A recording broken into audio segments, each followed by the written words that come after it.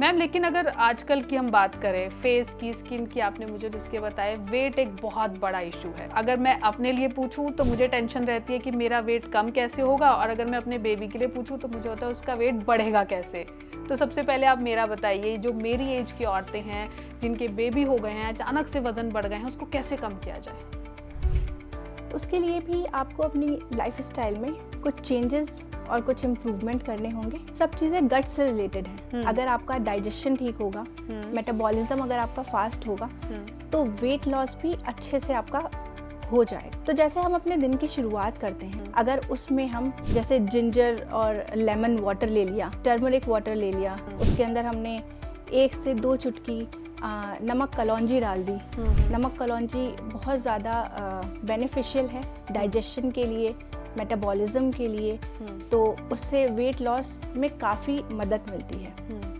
फिर जैसे हम खाना खाते हैं, तो अगर आपको वेट लॉस करना है तो खाना खाने से आधा घंटा पहले एक ग्लास में 2 चम्मच ज़ीरे का सिरका एक आता है, वो मिलाकर अगर आप पिएंगे तो उससे आपको खाना पचने में काफ़ी मदद मिलेगी। तो उससे वेट लॉस काफ़ी आपका मुमकिन है। आजकल के बच्चों की बात करें तो नखरे बहुत है, ये नहीं खाना, वो नहीं खाना, बहुत पिकी ईटर्स हैं। तो उनका अगर वजन बढ़ाना है, कुछ ऐसी चीज़ जो खाने में अच्छी भी हो और पौष्टिक भी हो और जल्दी भी बन जाए।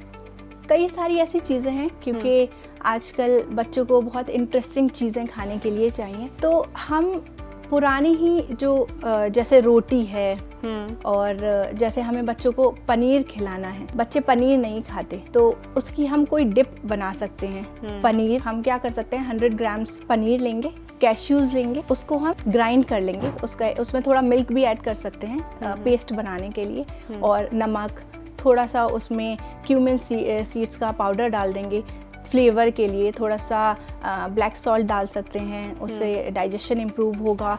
थोड़ा सा हम उसके अंदर ब्लैक पेपर डाल सकते हैं, थोड़ा सा टेस्ट के लिए। तो इसका हम पेस्ट बनाएंगे, डिप बना सकते हैं। इसी तरीके से जो भी घर में हमारी चीज़ें हैं बच्चे नहीं खाते, उसको हम और मॉडिफाई करके उनको खिला सकते हैं। बिल्कुल बिल्कुल, इससे उनके वेट गेन में काफ़ी मदद मिलेगी। कोई ऐसा ड्रिंक मैम जो दे सकते हैं जिससे वेट गेन हो बच्चों का?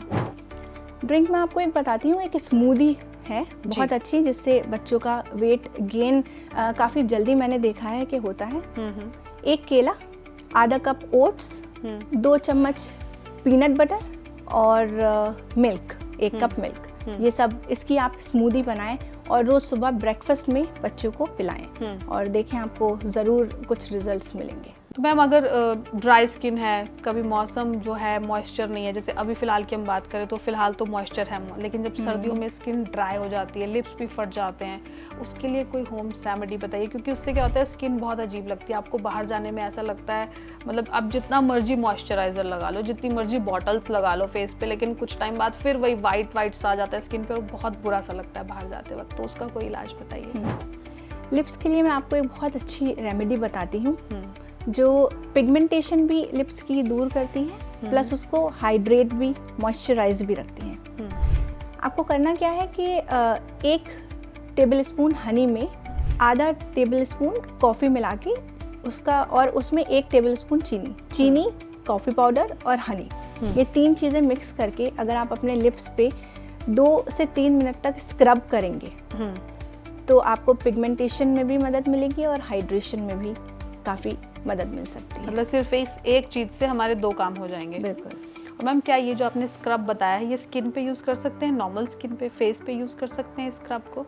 शुगर के पार्टिकल्स थोड़े बड़े होते हैं, तो मैं मना ही करूँगी कि स्किन पे शुगर यूज़ नहीं करनी चाहिए, क्योंकि कोई भी हार्श चीज़ अपनी फेस के स्किन पे यूज़ नहीं करनी चाहिए। उससे हमारी जो स्किन है वो उसमें रेडनेस हो सकती है, जो स्किन की जो बहुत पतली पतली ब्लड वेसल्स होती हैं, तो वो उसमें डैमेज हो सकता है। तो शुगर अपनी स्किन पे अवॉइड करनी चाहिए। ये मैंने लिप्स के लिए। कई लोग, जैसे हम लोग आजकल देख रहे हैं, फेस पे आइस भी लगाते हैं, या हम बड़ी बड़ी एक्टर्स को देखते हैं, वो सुबह सुबह 30 सेकंड के लिए आइस वाटर में फेस डिप करती हैं या आइस लगाती हैं, बताती हैं आइस फेशियल बहुत अच्छा है स्किन के लिए। क्या सचमुच आइस फेशियल स्किन के लिए अच्छा है और किस तरह से अच्छा है? मैंने भी देखा आजकल कई सेलिब्रिटीज़ ऐसा कर रहे हैं, लेकिन मुझे ऐसा लगता है कि इससे, जैसे मैंने अभी आपको शुगर का बताया, कि कुछ भी ऐसी चीज़ फेस पे बहुत हार्श जो चीज़ होती है वो यूज़ नहीं करनी चाहिए। इसी तरह से आइस एकदम से हमारा जो टेम्परेचर है उसमें थर्मिक इफेक्ट डेवलप हो जाता है। हमारा टेम्परेचर नॉर्मल रहता है बॉडी का, आइस एकदम से ठंडी और हमारे फेस पे इरिटेशन कर सकती है, रेडनेस कर सकती है। जो वेसल्स हैं, ब्लड वेसल्स हैं हमारी फेस की, वो बहुत पतली होती हैं, उसको डैमेज कर सकती है। इससे मैं कहूँगी कि लॉन्ग टर्म कोई इफ़ेक्ट नहीं है। लॉन्ग टर्म इफ़ेक्ट हमें अंदर से अपने को नरिश करके करना है। हाँ, ऐसा ज़रूर पॉसिबल है कि जो हमारे पोर्स होते हैं वो थोड़ी देर के लिए, बस थोड़ी देर के लिए, क्योंकि पोर्स श्रिंक नहीं हो सकते ना, तो थोड़ी देर के लिए पोर्स श्रिंकन लग सकते हैं, बस इससे ज़्यादा मुझे नहीं लगता। मतलब ये एक मिथ है एक तरह से, इसका कोई फायदा नहीं है, खासकर लंबे तरीके से अगर हम देखा जाए, कुछ देर के लिए लग सकता है। कुछ देर के लिए, जैसे आपको कहीं जाना है, मेकअप करना है, तो आपको पोर्स, जैसे मैंने आपको बताया कि छोटे हो जाते हैं, तो मेकअप थोड़ा उस पे फेस पे फ्लॉलेस लगता है, बस इतना। और मैम, क्या रियल में हम पोर्स खत्म कर सकते हैं किसी चीज़ से? ऐसा हो सकता है या ये पॉसिबल नहीं है? पोर्स श्रिंक हो सकते हैं, थोड़े छोटे दिख सकते हैं। कुछ हम रेमेडीज करें, जैसे अभी कोल्ड वाटर थेरेपी की हम बात कर रहे थे, तो छोटे दिख सकते हैं, लेकिन छोटे होना मुमकिन नहीं है बिना सर्जरी के, या जो थेरेपीज, लेजर थेरेपीज आजकल मतलब बहुत कुछ समय के लिए। बिल्कुल, कुछ समय के लिए कुछ जैसे हम थेरेपी करें, कुछ लगाएं, तो छोटे पोर्स दिख सकते हैं, लेकिन हमेशा के लिए ख़त्म करना मुमकिन नहीं है रेमेडीज़ के थ्रू। सर्जिकल वे में तो कुछ भी पॉसिबल है। मैम, स्किन के लिए अगर जैसे हम मेकअप करते हैं, जैसे मैं अपना बताऊं, हमारा डेली रूटीन में 7 से 8 घंटे तक मेकअप रहता है, फिर जब हम इसे रिमूव करते हैं, देन अगेन हम केमिकल यूज़ करते हैं मेकअप रिमूव। तो क्या कोई ऐसी चीज़ है जो घर से हम ले सकते हैं, उससे मेकअप रिमूव कर सकते हैं, जिसका असर जो है वो स्किन पे नेगेटिव ना हो, पॉजिटिव असर हो कम से कम, ऐसा कुछ है? सबसे बेहतरीन मुझे मेकअप रिमूवर जो लगता है वो कोकोनट ऑयल लगता है। तो आप थोड़ा कोकोनट ऑयल लें, उसको अपने पाम पे लेके उसको एक्टिवेट करें, और फिर उससे अपना मेकअप रिमूव करें, और फिर फेस वॉश से आप अपना फेस क्लीन कर सकते हैं। उससे फ़ायदा होता है काफ़ी।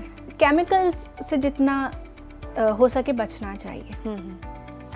और अगर जैसे कोकोनट ऑयल का आजकल हम पुलिंग मेथड भी देख रहे हैं, लोग मुंह में लेकर कुल्ला करते हैं, उसे कहते हैं कि आपके दांत अच्छे रहते हैं, दांतों के लिए बहुत अच्छा होता है, बैड ब्रेथ के लिए अच्छा होता है। क्या ये सच है या ये भी एक मिथ है? क्योंकि सोशल मीडिया पे इतना कुछ चल रहा है, समझ नहीं आता कि किस पर भरोसा करें और किस पर ना करें। उनको देखते हैं तो सब सच लगता है, क्योंकि वो तो सब करके दिखा देते हैं कि ये हो गया, अब वो नहीं पता कि वो कितने एडिट्स हैं उसमें। तो पुलिंग मेथड, जहाँ तक मेरा ख्याल है कि टीथ वाइटनिंग के लिए तो नहीं है।